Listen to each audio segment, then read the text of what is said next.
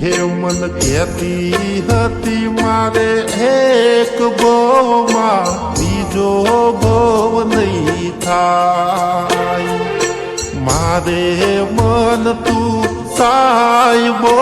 ને બીજા ભાઈને બા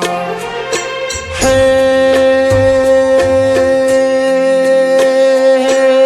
વાત રૂપ શું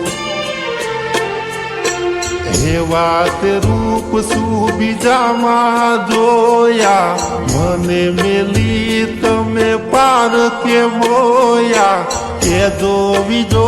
ગણ એટલું તમે કે જો બીજો ગણ